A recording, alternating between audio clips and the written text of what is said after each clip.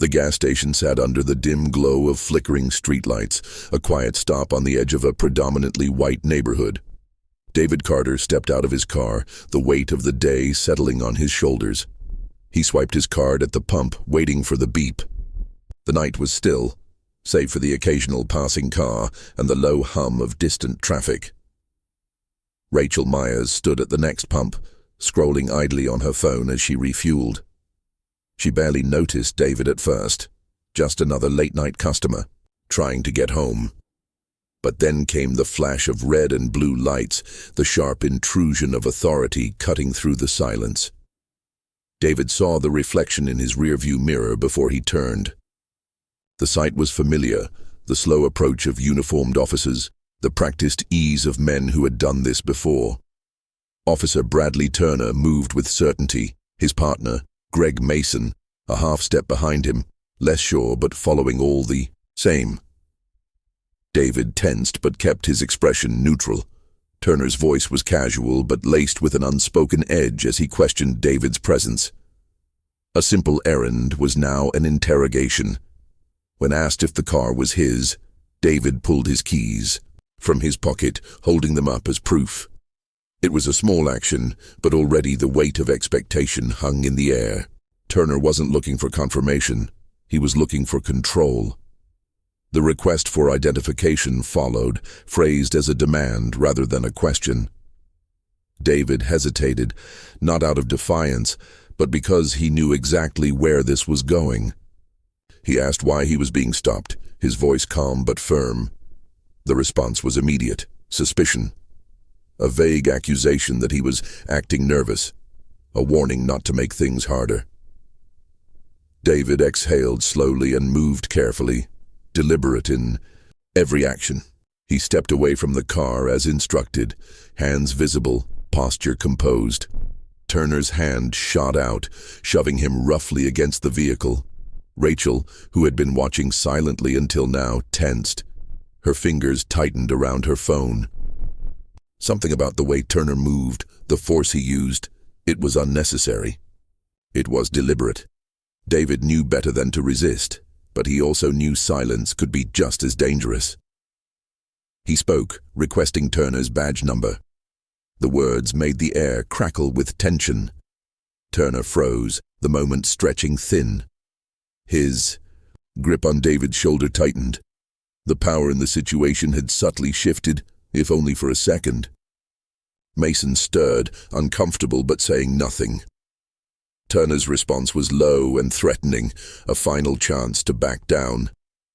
David didn't. His hands remained raised, but his gaze stayed locked on Turner's, unwavering. Rachel's pulse quickened. She knew she had to do something. Her voice cut through the tension, demanding to know why David was being harassed. Turner's head snapped toward her, irritation flashing across his face. He dismissed her immediately, telling her to mind her business, but the moment had already changed. Rachel didn't back down. She lifted her phone, camera recording, and spoke louder, steadier. The threat of exposure hung in the air. Turner hesitated, and that was all it took. Other bystanders had started to pay attention. A few people had stopped pumping gas, turning their heads toward the scene. It wasn't just Rachel anymore.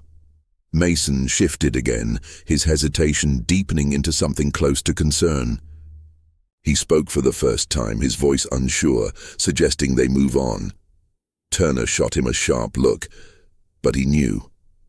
The moment was slipping away. With one last glare, Turner released David, stepping back. His voice was mocking as he told David.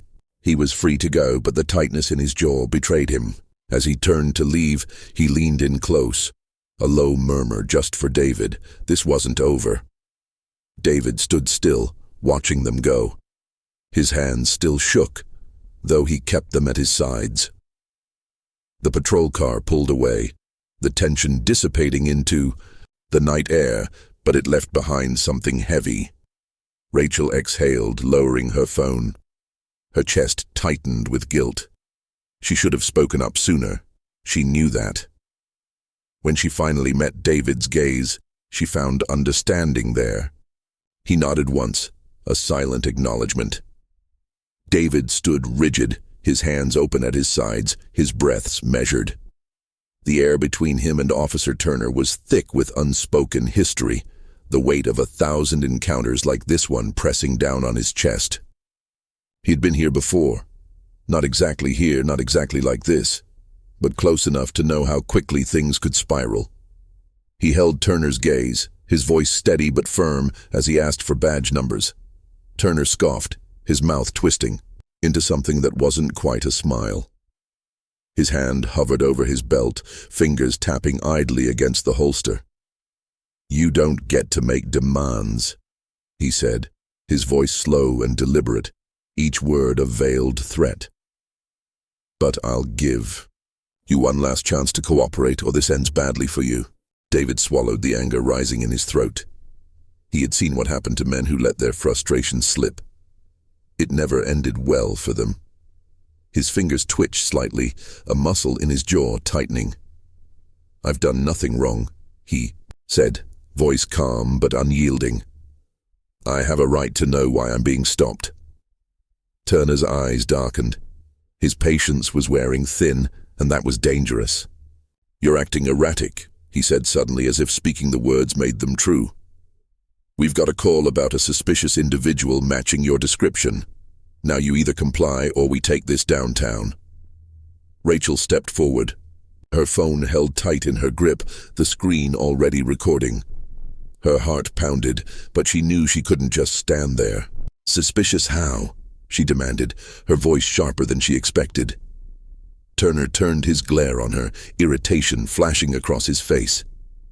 "Ma'am, I suggest you stay out of this," he said, his tone dripping with condescension.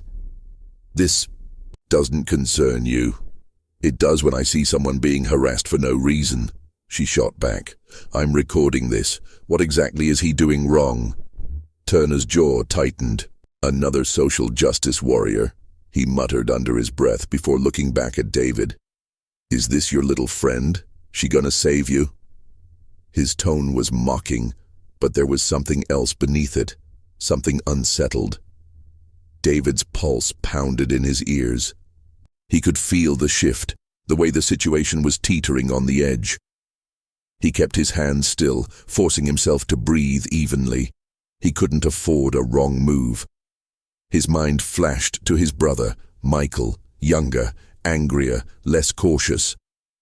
Michael, who had once been in a situation like this and hadn't walked away without scars. Turner moved suddenly, his hand going for his baton. The shift was instinctual, meant to intimidate, meant to send a message. Rachel's voice rang out, sharp and urgent.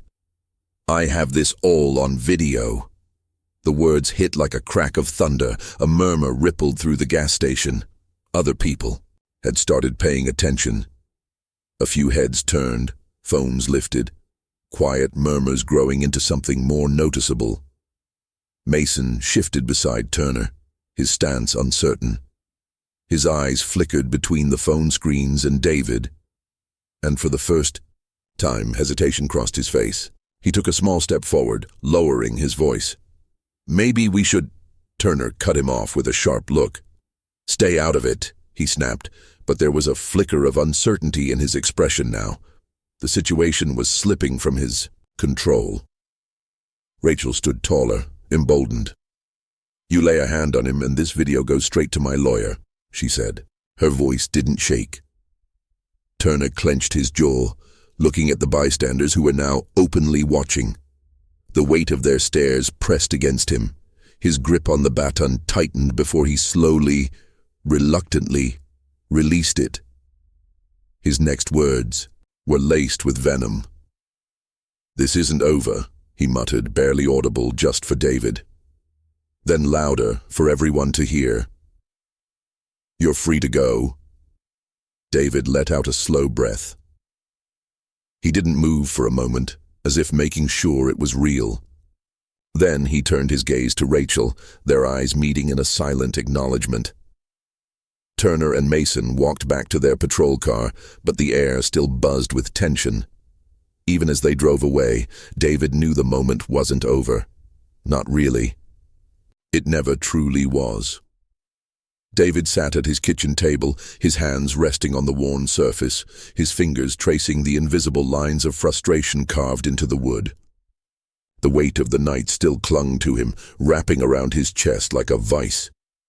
He had played the moment over and over in his head, the blue and red lights flashing in his rearview mirror, the cold hostility in Turner's eyes, the way his body had tensed the second the officer's hands shoved him against the car. He had done everything right, just as he'd been taught. Stay calm. Speak carefully. Move slowly. And yet, none of it had mattered. Michael leaned against the counter, arms crossed, his jaw set in a hard line. "You can't just let this go," he said, his voice edged with anger. "This isn't just about you. It's about every single time they've done this to someone who didn't have a camera on them, who didn't make it home." His eyes flickered with something deeper, something personal. "You know what happened to me, and you know damn well it's still happening." David exhaled slowly, shaking his head. "I know," he murmured. "Believe me, I know." Rachel sat across from him, her phone still clutched in her hands. She hadn't stopped shaking since the incident. "I posted the video," she admitted, hesitating. "I had to. People need to see it." David looked up, his brows furrowing. He wasn't sure if he should feel relief or dread. "It's already spreading," she continued. "Thousands of views in the last hour. People are talking about it. They're angry," Michael scoffed. "Good, they should be." But David wasn't sure if anger alone would be enough. He knew the system they were up against. He had seen cases like this get buried, turned into just another statistic, another moment of outrage that faded with time. He didn't want this to be another story that ended in silence. The knock on his door made them all pause. Rachel's grip tightened on her phone. Michael's stance straightened, his body tensing instinctively. David hesitated before standing and opening the door. A familiar face greeted him, Anthony Carter, a local activist and lawyer. His presence wasn't a surprise. News traveled fast when injustice was caught on camera. "We need to move quickly," Anthony said, stepping inside. The department's already trying to downplay it, saying the officers were following procedure. "If we don't push back now, they'll sweep this under the rug." David ran a hand over his face. "So what do we do?" "You file a complaint with Internal Affairs," Anthony said. "We go through the legal channels first. But more importantly, we keep the public pressure on. That video is a weapon. Use it." David inhaled deeply. He had spent years trying to stay out of the spotlight, keeping his head down, working twice as hard to prove himself in a world that always seemed ready to doubt him. Now, he realized, he didn't have a choice. By the next morning, the video had exploded across social media. News outlets picked it up, commentators debated it, and community leaders demanded action. The police department released a statement, claiming that Officer Turner had acted within protocol, but the public wasn't buying it. The pressure mounted as civil rights groups called for an investigation, and protesters began gathering outside the precinct.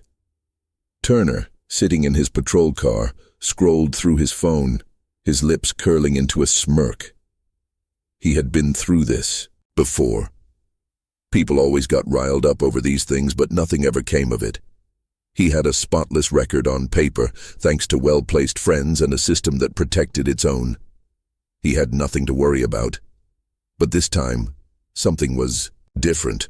More people started coming forward. First, a young black man who described being pulled over by Turner for no reason, forced out of his car, humiliated in front of his girlfriend. Then an older Latino man who had been falsely accused of shoplifting and roughed up by Turner behind a store. The stories poured in, each one echoing the same patterns, the same abuses of power, and then the real blow came. Officer Greg Mason, silent for too long, finally broke. Sitting across from an investigator, his hands clenched into fists, he exhaled shakily.